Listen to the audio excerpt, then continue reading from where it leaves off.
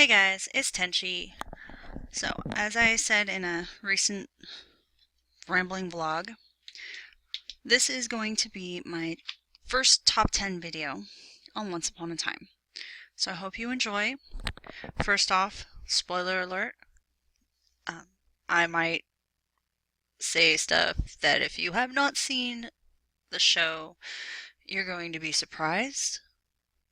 So if you don't want to be spoiled on what's been going on all the way up to last Sunday, then don't watch. Also, this is a Once Upon a Time, so if you're not interested in Once Upon a Time and you don't really want to watch this, then don't. Second off, these are my opinions. If you don't agree with them, I'm sorry. That's what opinions are.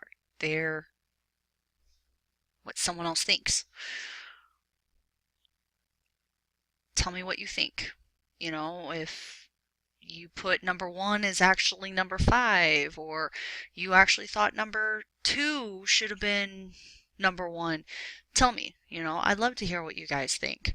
Or if I didn't mention anyone, because there's a lot of people, characters in Once Upon a Time. I'm not going to get everyone, obviously. In top 10, you only can choose 10. And these are my 10 favorites. So that means that I have ones I don't like. And I'll look at them and I'll see who my top 10 dislikes are.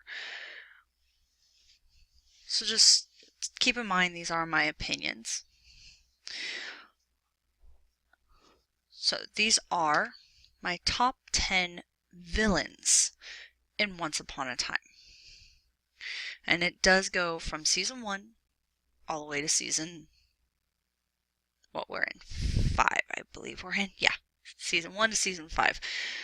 Like I said in a previous video, I didn't start watching Once Upon a Time until season 4 because of Frozen, but I have gone back and I have watched them. So not all the villains are from season 4 and 5. There's a lot of villains missing, obviously. You can't have favorites if you don't have disfavorite or dislikes. So these are my top 10. Snow White. In an alternative universe, Snow White is the bad guy and Regina's the good girl. Bad girl, good girl, whatever. I thought it was awesome.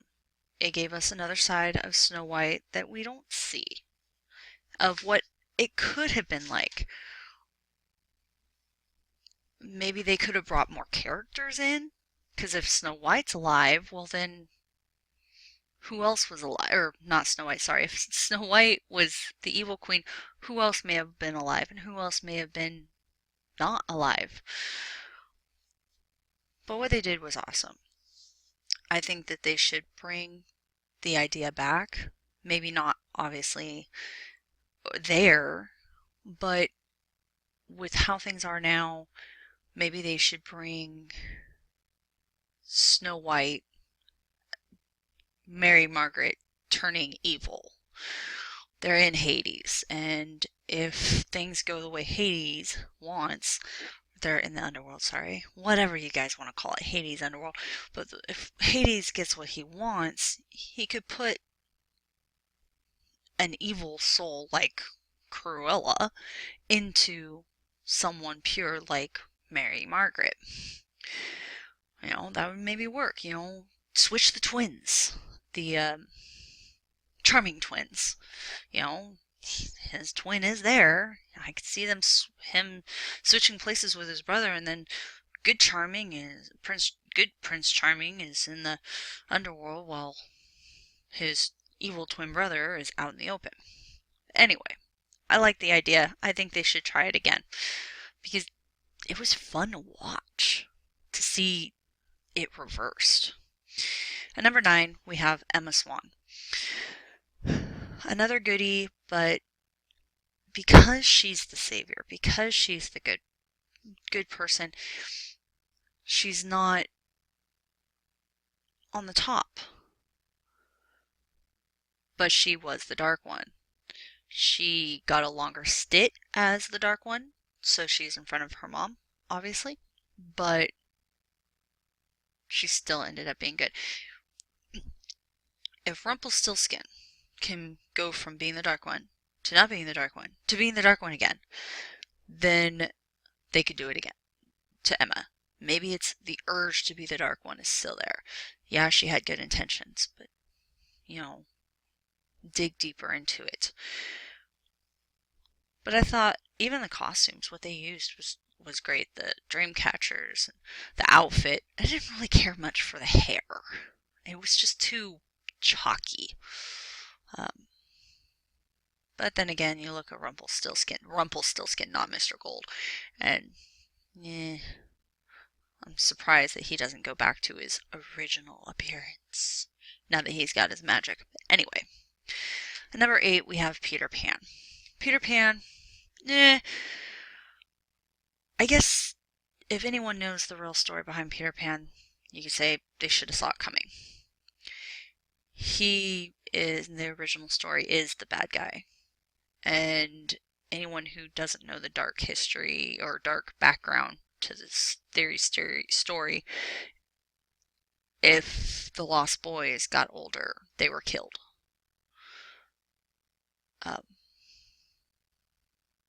So him being a villain, it surprised me. I didn't know until Once Upon a Time. And then I found out and I was like, wow, he's a villain. And he always was. So I put him on an 8 because of the fact that because it surprised me. Because I didn't know. At number 7 we have Ingrid. They played up on the story, the Snow Queen by Hans Christian Andersen. The Snow Queen isn't Elsa. It's nothing like Elsa. I like how they did it. She had her intentions. She didn't mean to hurt her sister. She took it too far. I also like the fact that it gave a backstory to how was Elsa born with magic powers? No one in the kingdom of Arendelle has magic powers, but Elsa does. Well, Once Upon a Time did a great thing of doing, well, it runs in the family. Through her mom's family. The gloves were passed down. So I like how they did it, and I like Ingrid. I think maybe bring her back a little bit. Maybe have her in Haiti or in the underworld because she hasn't made peace yet, and then let her see her sisters again because that's who she wants. She wants to see her sisters again. At number 6 we have Hades. I put Hades because, well, from the little that we've seen so far, he is awesome. I'm glad that they didn't do the whole Hades look from the movie. Yeah, they showed the blue hair, but that's trademark. There's trademarks all around. There's Chip the teacup. There's the dress that Belle wears.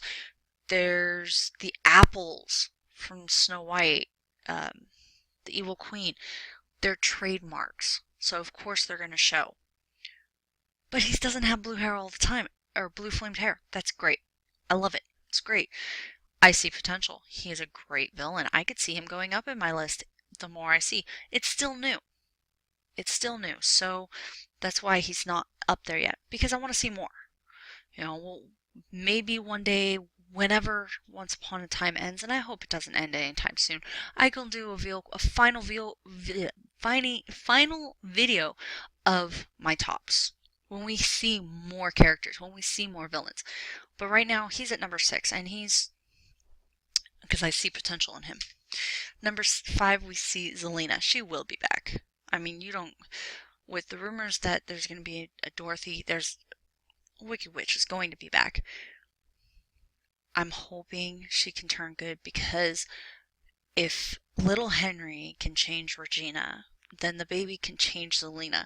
Maybe being apart from her baby will make her realize that it's not her sister's fault. She needs to stop hating her sister. Maybe she finally meets her mother because Korra is in the underworld. maybe she's going to finally meet her mother. So maybe she'll finally get those answers. Why did her mom do what she did? And maybe Korra will finally get to see her daughter and be like, you know, I did this. But until then, she is a good villain. Um, there's more. Just like Hades, there's more potential. She's gonna be troublemaker.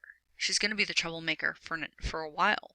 She's probably right after they get out of Hades, she'll be back. Until they, what's next? There's still tons and tons of movies they haven't really played on yet.